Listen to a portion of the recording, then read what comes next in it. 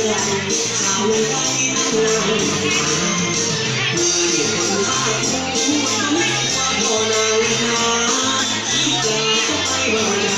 เอาหน้าตัวนั้นโจรคิดอยากบอกกับน้องเป็นว่าเป็นหัวใจคิดอยากทำว่าทำไมแต่ไม่ไหวโดนสู้คิดหลายคืนหลายวันเป็นทางตะวันยังไงแล้วเราจะทำยังไง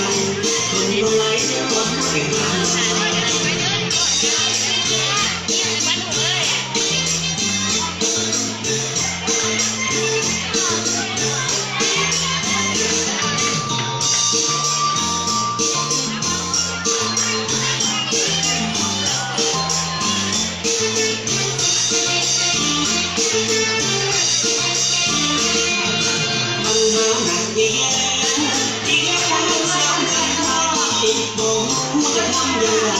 สาวไทยนั้นงาม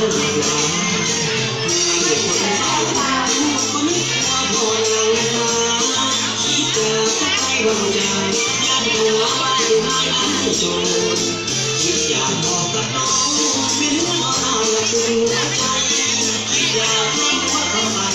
แต่ไม่ไหวไม่สู้คิดหลายคืนหลายวันเป็นทางตะวันยิ่งให้แล้วเราจะทำยังไงคนไม่ไหวจะทนไม่ไหว